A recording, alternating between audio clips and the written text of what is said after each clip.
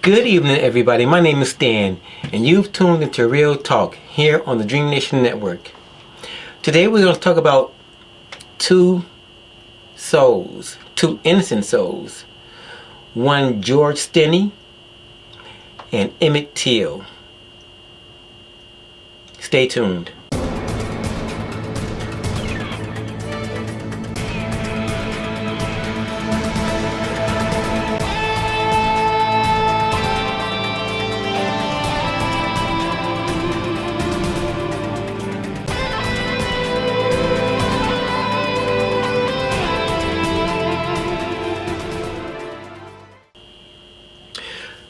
Emmitt Till, a young man of 14 years old, born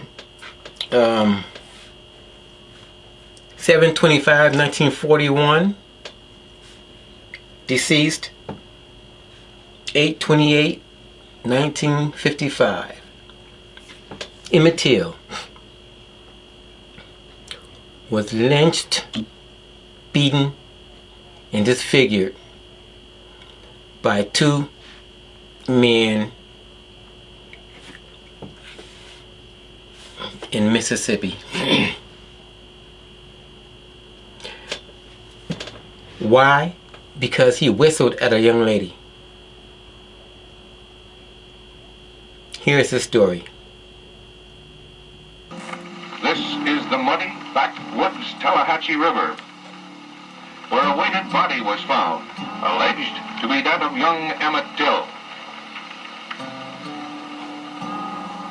I saw a hole, which I presumed was a bullet hole, and I could look through that hole and see daylight on the other side.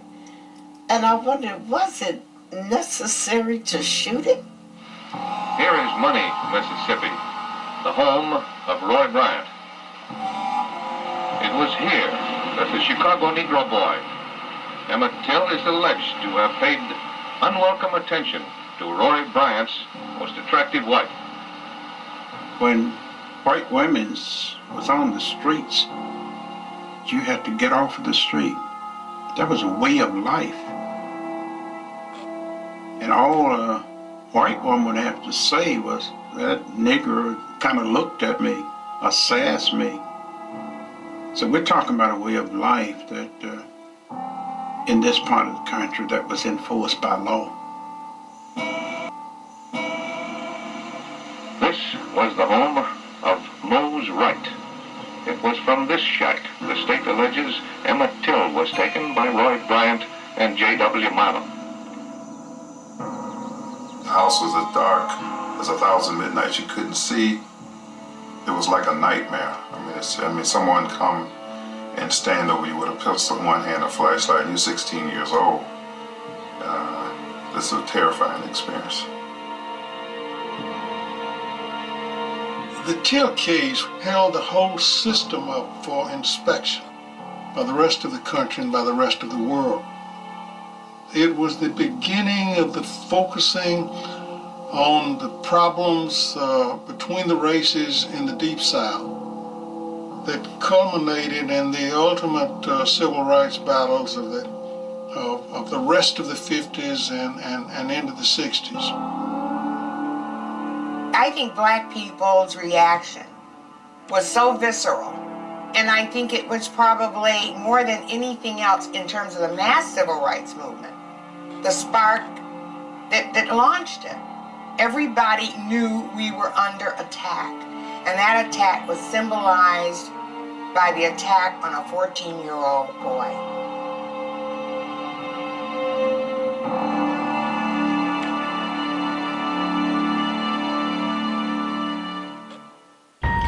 Goerge Stinny, convicted of murder. The murder of two young women, white women as a matter of fact. Well, not women, but two young girls, little girls. One, Betty June Binnicker, age 11, and Emma Thompson, age 7. Now these girls were brutally beaten to death by an unknown object of of great size. George Stinny went on trial for these murders and was convicted by an all-white jury. The trial lasted no more than 3 hours. Here's his story.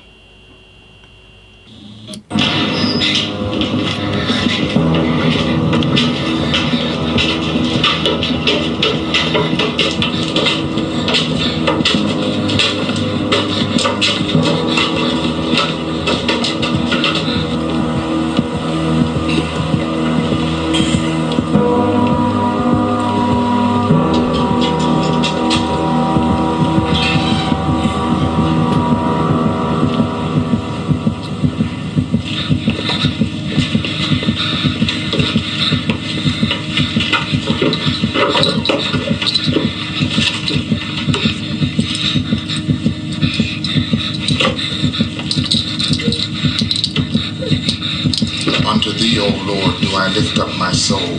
O my God, do I trust in thee. Let me not be ashamed. Let not mine enemies triumph over me. Yea, let none that wait on thee be ashamed.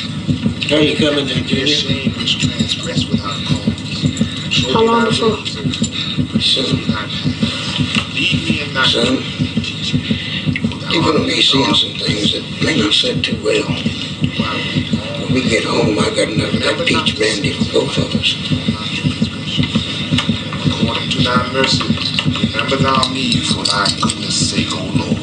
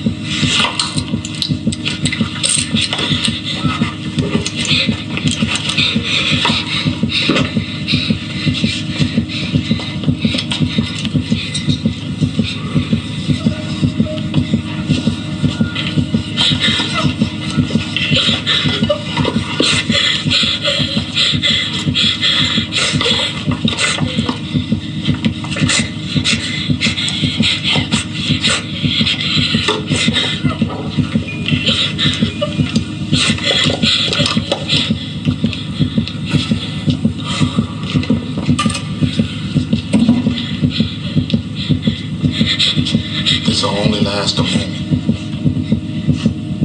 Think about it like you're leaping over a wide ditch. And when you land, you be in heaven.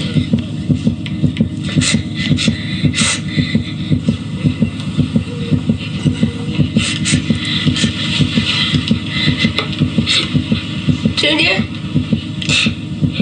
I'll be jumping over a big ditch. Heaven's on the other side. Is there anything you want to say? Any last words?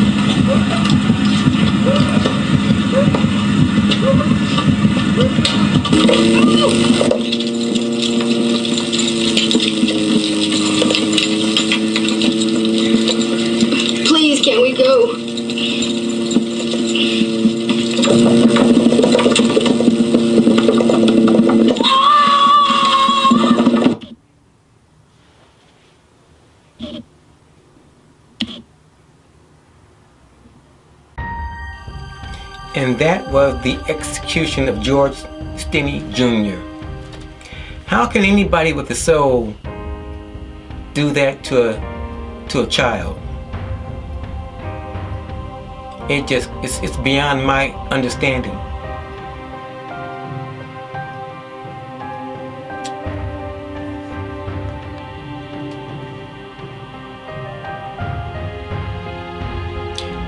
There you have it, everybody. The tale of two souls, two innocent souls. Well, let's not forget the two little girls. They were innocent also. The only guilty people in these cases went scot-free. The two men that killed Emmitt, they went on trial, but were set free by an all-white jury. And the person who killed those two little girls, we don't know who he was or who he is, but he never paid for that crime. My name is Stan. This has been Real Talk. Good night, everybody.